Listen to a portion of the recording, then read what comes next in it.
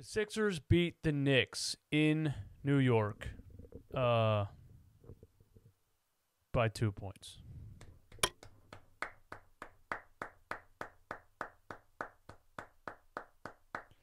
I didn't like this game.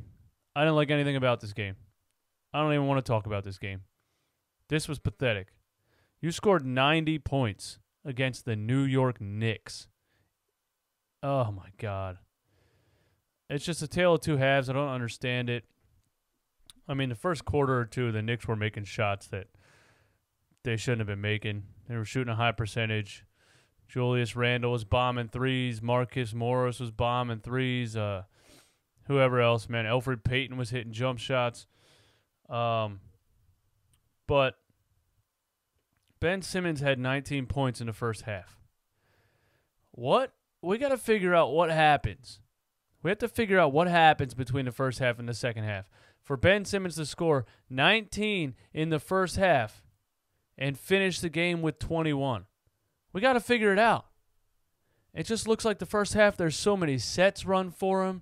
Brett's being so creative with him, setting screens and rolling, setting screens and popping, just getting space, getting one-on-ones, being aggressive, driving to the rim, getting fouled, going to the basket, getting on the break. I mean, he postered Julius Randle on a fast break. I mean, he's so high energy. He's all over the place in the first half. And then the second half comes around, and it all goes away. And I just can't figure out why. I don't know why.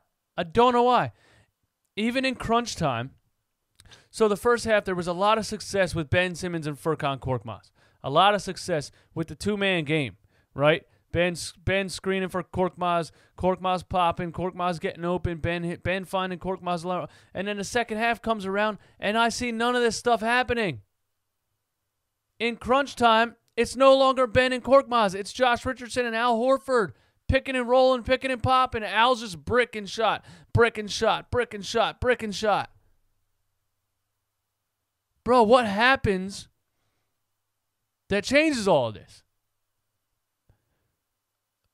Part of me thinks Ben stops being aggressive, but I'm just starting to think that Brett Brown stops running sets for him. There's clear sets run for him in the first half where he gets mismatches in the post. All this kind of stuff happens in the first half, and then it's gone. And we're just aimlessly running around, Josh Richardson screening with Al Horford, and nothing is happening. And every single bucket is a struggle. I don't know. I don't know what happens. I would like to start a thread in the comments. You guys can go ahead and comment what you think Trey Burke did to be so hated by Brett Brown. Please let me know what you think Trey Burke did to be so hated by Brett Brown. I'm going to start the thread. I think either Trey Burke got drunk at Brett Brown's birthday party and kicked his dog, or he threw up in his pool.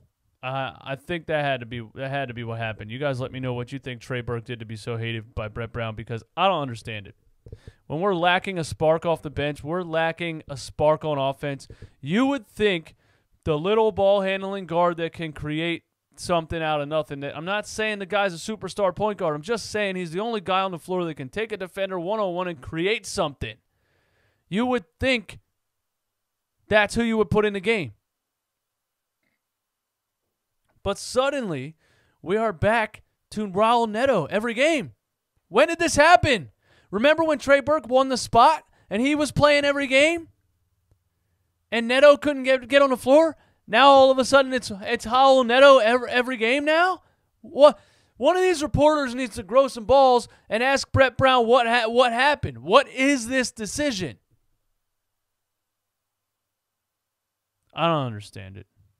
It's just weird. Brett does some things that I don't understand. And I don't know why Trey Burke randomly got benched and can't get a minute of a game anymore. I don't know.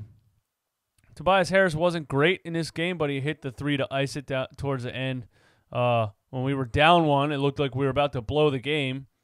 I was like, if we actually lose to the Knicks, this is going to be pathetic. I mean, it's just sad the way the offense just stops. Stagnant. We went like 5 minutes without a field goal in the fourth quarter. There was a lineup in the fourth quarter. I don't know if it's time management or what it is, but there was a lineup in the fourth quarter that was Raul Neto, Furkan Korkmaz, Mike Scott, Norvell Pell. There was and Josh Richardson. And Josh Richardson bailed that lineup out with a contested three-pointer, but there was no scoring in that lineup besides Josh. You got to be more creative with your lineups here, man. You can't have the whole bench on the floor in the fourth quarter. In the middle of the fourth quarter, 9 minutes left. It feels to me like Brett takes Ben Simmons' game away in the second half somehow. And call that me blaming the coach. You should blame the players. You should blame the players. But I see a whole lot of action for Ben in the first half and not a whole lot of action for Ben in the second half. Matisse Thybulle was amazing in the first half. Matisse Thybulle was everywhere. On-ball defense, blocking shots, hitting wide open threes, running in transition, getting steals. And I just thought about it right now. I didn't see a whole lot of Matisse Thybulle in the second half. I don't remember a whole lot of Matisse Thybulle plays in the second half.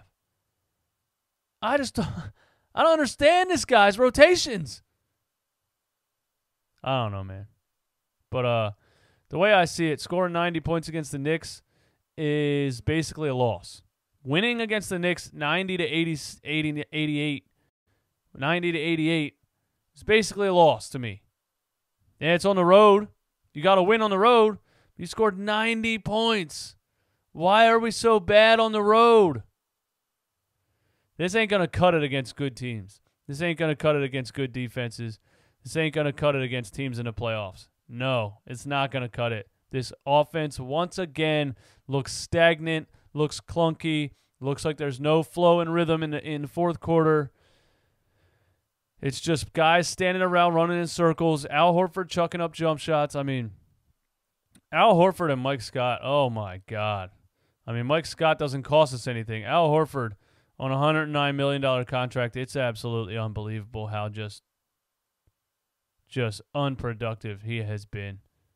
With him beat out, you thought, but again, what are the odds that these players come here and suddenly have the worst numbers of their careers? What are the odds?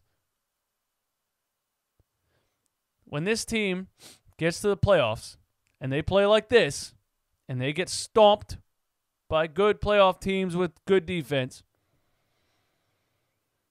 we're going to ask ourselves finally, is it time for a new coach? Because something about this system, philosophy, culture, organization, whatever, has these players having the worst numbers of their careers. I just can't figure it out, man. I'm just ready. I don't have a good feeling about this team going into the playoffs, and I'm ready for a change. I'm ready for Elton Brand to make a move before the trade deadline. Especially with this Al Horford contract being 4 years, man, you got to get rid of that contract. You absolutely have to. You cannot be stuck with Al Horford for 4 years as your backup center, because when Embiid comes back, then we're going to play him at the power forward again. Then Tobias is going to go back to the small forward. The spacing is going to be even worse than it was in this game. You just can't have the Al Horford contract, man. You got to get rid of it. You got to get some shooters in here. And Brett has to figure out how to get Ben more involved in the second half, how to get Matisse Thybulle more involved in the second half, how to get Furkan Korkmaz more involved in the second half. All of these guys' success happened in the first two quarters. What happens in the second half to this team? I don't get it. I thought that Morris shot at the end was going to go in, man, and that just would have been pure. That's what happens to the Sixers when we play bad teams on the road. But it didn't go in. We got lucky. I don't know what else to say about this game. I'm going to be honest with you guys, man. I hope Elton Brand makes a trade soon. This This is not fun to watch. This second half is not fun to watch. This basketball is not fun to watch, dude.